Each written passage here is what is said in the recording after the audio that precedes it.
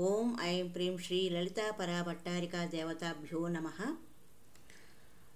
మనము లలితా సహస్రనామంలోని కొన్ని నామాలకు అర్థం తెలుసుకుందాం.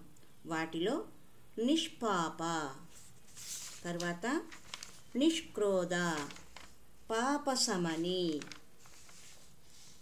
క్రోధశమని, తర్వాత నిర్లోభ అన్న పదాలకు అర్థము తెలుసుకుందాం. నిష్పాప, పాపము లేనిది శ్రీమాత అని అర్థం. సృష్టి యొక్క అగ్ని కార్యమగుటచే తత్కారణముగా కొంత మసిబారుట జరుగుచున్నది, మలినము ఏర్పడుచుండును. ఈ మలినములనే పాపములు అందురు.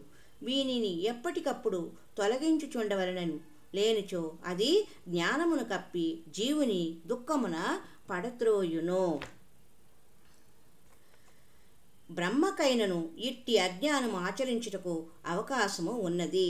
జీవునికి అహంకారము కారణముగా అభిమానము కలుగును. ఇది మొదటి మాయా ఆవరణము. దాని వలన మోహము పుట్టును. మోహము కారణముగా కోరిక జనించును. మోహం తీరనప్పుడు ప్రయత్నము కోపముగా మారును. కోపము తీవ్రమైనప్పుడు అంధకార మిశ్రమము అను ముదురు చీకటి ఏర్పడి ఏమీ తెలియని స్థితి ఏర్పడును. దాని వలన మనస్సుకు చాంచల్యము కలిగి భ్రమ పుట్టి అది చిత్త విభ్రమమై లేనిది ఉన్నట్లు గోచరింపచేయును. ఇట్లు 5 స్థితులలో సహజముగా జ్ఞానస్వరూపుడైన జీవుడు అజ్ఞానవశుడై పడి ఉండును. చతుర్ముఖ బ్రహ్మ కూడా తాను సృష్టి చేయవలను అని భావించడం వలన అహంకారమునకు అభిమానము ఏర్పడి మోహము, కోపము, అంధత, మిశ్రమము, చిత్తభ్రమ కలిగినవి. ఏ జీవికైనను అంతే. తాను చేయుచున్నాడని భావించినప్పుడు బంధింపబడటం తప్పదు.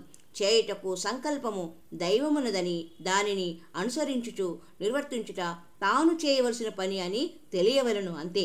చతుర్ముఖ బ్రహ్మ ఏమీ చేయవలనో తెలియక ఉన్నప్పుడు అంతర్వాణి తపస్సు చేయమని నిర్దేశించును. తపస్సు చేయగా పరతత్వానుభూతి కలిగెను. అటుపైన సృష్టి చేయమని అంతర్వాణి పలికింది. తపస్సు చేయుట, సృష్టి చేయుట తనకు అందింపబడిన సంకల్పములే కానీ తనవి కాదు కదా. తాను సృష్టి చేయుదుననుకుంటే ఏమి? అది ఏ అహంకారం వలన కలిగిన అభిమానం, అజ్ఞానమునకు అది ఏ నాంది.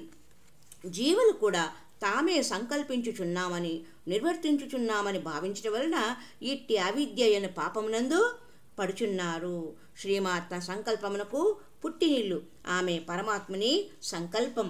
ఆమె సంకల్పించిన పిమ్మటే సృష్టి ఆరంభమగును. సృష్టి స్థితి లయములు కూడా ఆమె సంకల్పమే. ఆమె సంకల్పమేమో తెలిసి అనుసరించుటకే సమస్త ఆరాధనములు. ఆమె జ్ఞానమునకు అజ్ఞానమునకు కూడా అధిష్టాన దైవము. పాపపుణ్యములకు కూడా ఆమెయే పుట్టినిల్లు. ఆమె నుండి పుట్టినవి ఆమెపై ఆధిపత్యము వహించలేవు. అందువలన ఆమె పాపపుణ్యములకు కూడా అతీతమై ఉన్నది.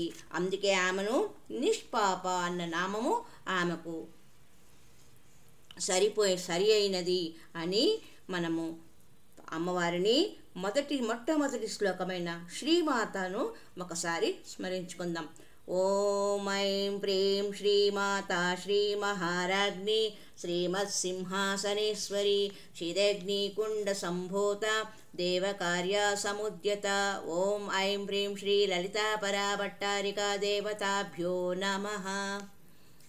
మరి యొక్క సంచికలో మనము అమ్మవారి మరి యొక్క నామమైన పాపనాశిని అన్నదానికి వివరణ తెలుసుకుందాం. హరి ఓం తత్సత్.